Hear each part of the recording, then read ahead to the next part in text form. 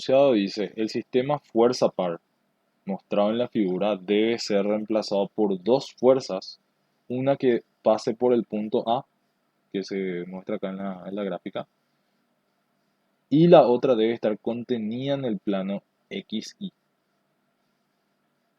Obtener estas dos fuerzas. O sea, nosotros tenemos un sistema ya reducido, que es un sistema fuerza par, y ahora justamente lo que vamos a hacer es retroceder. Vamos a crear o vamos a reemplazar el sistema por un sistema equivalente al mismo, pero conformado por dos fuerzas. Una que esté contenida en el plano XY, que sería una fuerza que, por ejemplo, tenga esta dirección, y una fuerza que esté actuando en el punto A. ¿Cuál es la condición principal para que sea un sistema equivalente? Que ambos sistemas tienen que generar el mismo efecto en relación al mismo punto. Entonces, a mí por practicidad siempre me conviene tomar el origen como referencia. Entonces, ¿cuál es mi sistema 1? El sistema 1 es el sistema entre la resultante, que es 150 libras, y el momento resultante, que es 200 libras por pie. Ahora yo voy a modificar este sistema y convertir al sistema 2, donde el sistema 2 está conformado por la fuerza F1 y la fuerza F2. ¿Cuál es la característica de estas fuerzas? Por ejemplo, la fuerza F1 no tiene componentes sobre el eje Z. O sea, por ejemplo, tiene acá F1X, F1Y, 0. Y la fuerza F2, hasta el momento yo no sé nada más que su punto de aplicación, entonces tiene F2 en X, F2 en Y, F2 en Z. Entonces tenemos que cambiar eso. Pero como le digo, para que exista equivalencia, nosotros tenemos que referir todo a un mismo punto. Entonces, ¿cuál es este sistema? Ya está referido al origen. La ventaja, ahora no hace falta volver a retroceder a otro punto. Pero ahora nosotros tenemos que referir también el sistema 2 al origen. Entonces, primeramente, ¿qué es lo que hacemos? Cumplimos la condición de que la sumatoria de fuerzas tenga que ser igual a la resultante. En este caso implica que la fuerza F1, que es F1X, F1Y, 0, sumado con el vector F2, que es F2X, F2Y, F2Z, genere nuestra misma resultante, y nuestra fuerza resultante en este caso es un vector que va en dirección del eje Y, es decir, es 0, 150, 0. Entonces, esta es la primera condición de equivalencia. Acá nosotros lo que obtenemos es un sistema de ecuaciones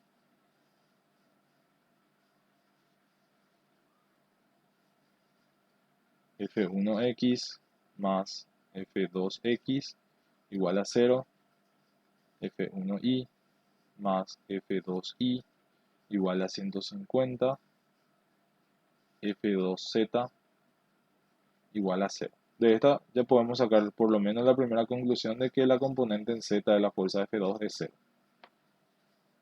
Bien, ahora tenemos que hacer cumplir la segunda condición, que es que la sumatoria de momentos, sumatoria de R vectorial F, tenga que ser igual al momento resultante, porque ambos sistemas son iguales.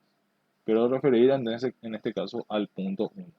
Para ello nosotros vamos a utilizar el vector de posición que va desde el origen hasta el punto A, y esa justamente es la ventaja, es la única ventaja, o sea, la principal ventaja que tenemos es que cuando nosotros queremos hallar este vector de posición desde el punto de referencia, es que en este caso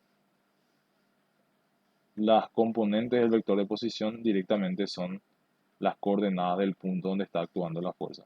Si nosotros hubiésemos tenido otro punto acá, teníamos que hallar el vector de posición que va desde el punto de referencia hasta el punto de aplicación de la fuerza, entonces ahí de repente el trabajo un poco más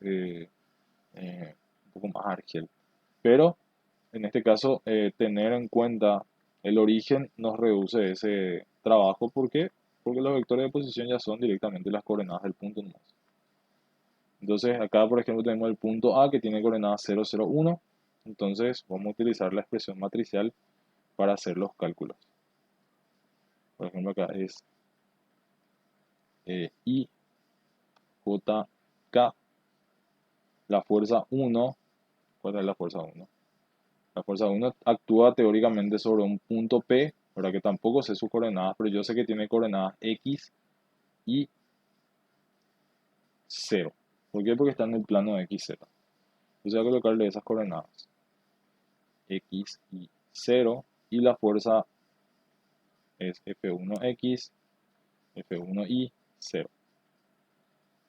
Después, la otra fuerza que genera momento, IJK, es la fuerza que actúa en A, que es 0, 0, 1, y que es la fuerza de F2. F2X, F2Y, 0. Ahora ya sabemos que vale 0 esa componente. Y esto tiene que ser igual al momento resultante, que en este caso ustedes ven que el momento resultante es 200 en I. Entonces voy a aplicar acá. Cabe recalcar que en este caso tienen que tener en cuenta el tema de las reglas para el producto matricial, que al tapar fila con columna siempre se hace el producto de la diagonal principal menos la diagonal secundaria, menos el producto de la diagonal secundaria. Salvo el eje Y, ¿verdad? Que para el caso de la componente J del vector se hace al revés. Se tapa fila columna y se hace el producto de la diagonal secundaria menos el producto de la diagonal principal. Porque por el tema de los cofactores es que sale uno que ya tiene un signo preestablecido que es negativo.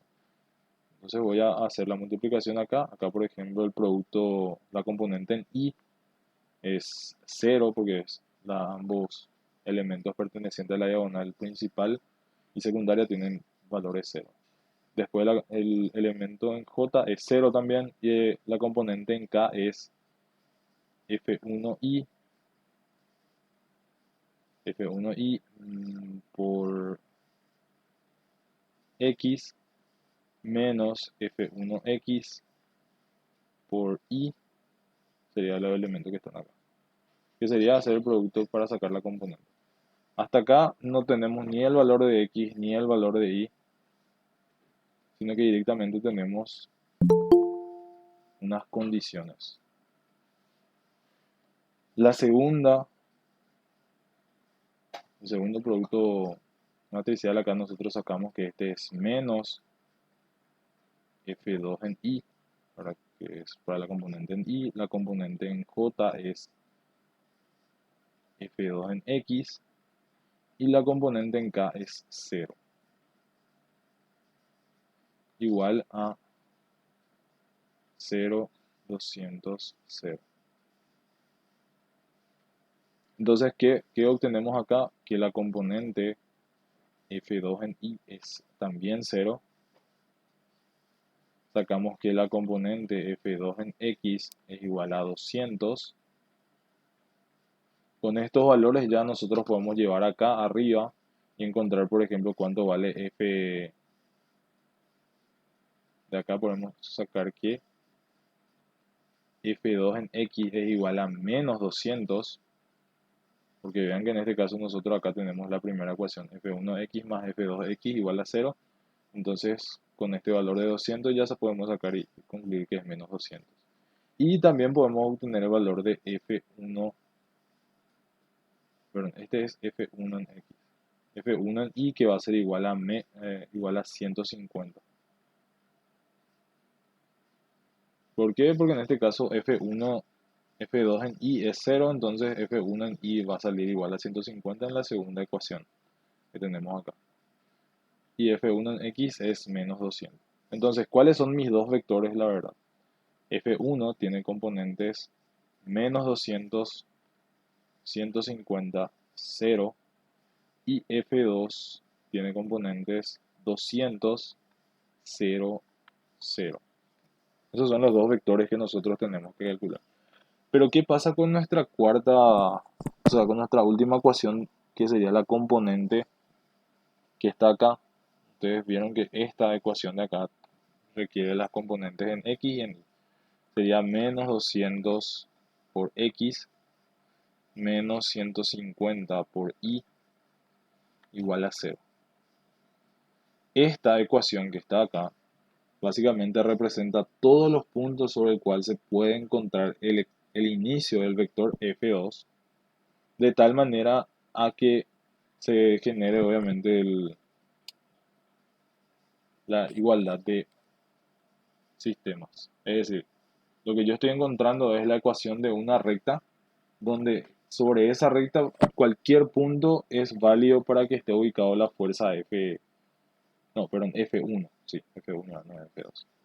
Entonces básicamente lo que hallamos en esa ecuación es el lugar geométrico de todos los puntos que pueden ser origen de la fuerza F1 de tal manera que el sistema sea equivalente. Entonces cualquier punto que yo elija sobre esa recta va a ser solución.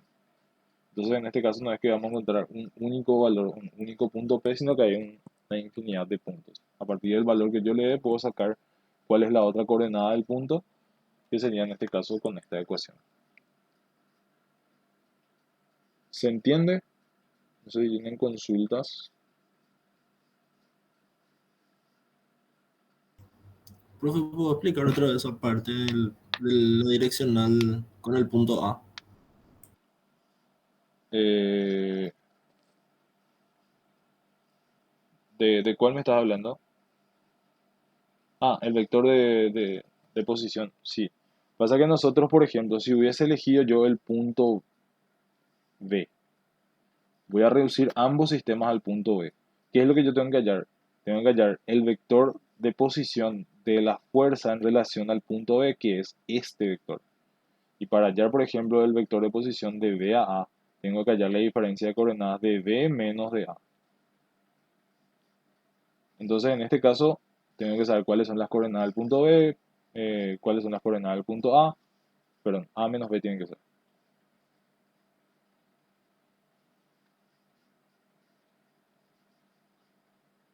Ahora, en nuestro caso es mucho más fácil, ¿por qué? Porque si tomamos en cuenta el origen hasta el punto A, es la diferencia de las coordenadas del punto A menos las coordenadas del origen, que básicamente son 0, 0, 0. Entonces directamente se asume que las componentes del vector de posición de la fuerza referente a nuestro punto de reducción es igual a las coordenadas del punto directamente donde está aplicada la fuerza.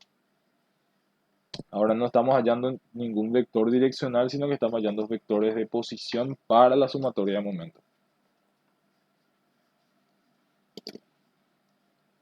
Y obviamente si yo reducía todo al punto B, también tenía que reducir el otro sistema, que era calcular, en este caso, este vector de posición para la resultante del sistema 1.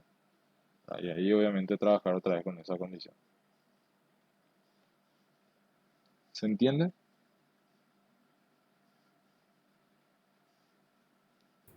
¿Se entendió, profe? Gracias. Dale. No sé si hay alguna otra consulta. Profe, ¿puedes explicar de vuelta sobre la ecuación de la recta? Sí, sí, no hay problema. Esta, esta línea que estaba acá es justamente considerando que el punto o la fuerza de F1 estaba aplicado sobre un punto perteneciente al plano XY. Entonces, ¿qué ocurre? Nosotros no sabemos las coordenadas de ese punto, sino que en este caso nosotros tenemos como incógnita X e Y. Entonces, si yo hago el plano coordenado, voy a buscar acá, yo básicamente hace rato supuse que había un punto P. Mi fuerza, yo voy a poner que sea esta, la fuerza F1. Yo supuse este punto P que tenía coordenadas X, Y. Ya que estamos trabajando en el plano X, Y, entonces lo que ocurre es que nosotros tenemos la ecuación de una recta donde la fuerza F1 puede estar aplicado sobre cualquier punto de esta recta. O sea, la fuerza F1 puede ser en el punto P, puede ser en el punto Q, siempre y cuando cumplan con esta ecuación, que es esta que está acá. Básicamente esto representa la ecuación de la recta que contiene a todos los puntos que pueden ser extremos de la fuerza o puntos de aplicación de la fuerza F1. Eso es así en pocas palabras. Esta ecuación representa a la ecuación de la recta que contiene todos los puntos que pueden ser puntos de aplicación de la fuerza F1 y que van a hacer que el sistema 1 sea equivalente al sistema 2.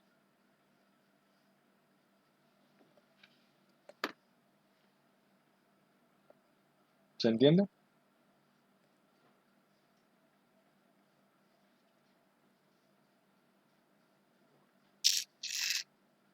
Bien, en la mayoría de los casos nosotros siempre sacamos ecuaciones que no tienen una solución directa para el caso de puntos de aplicación. Por ejemplo, el sistema llave de torsión también van a ver que la solución no es un punto, sino que es la ecuación de una recta. Y en este caso, esta representa la ecuación de una recta que contiene todos los puntos de donde va a estar aplicado F1 o donde podemos aplicar F1. Bien, no sé si hay alguna otra consulta, entonces voy a detener acá la grabación.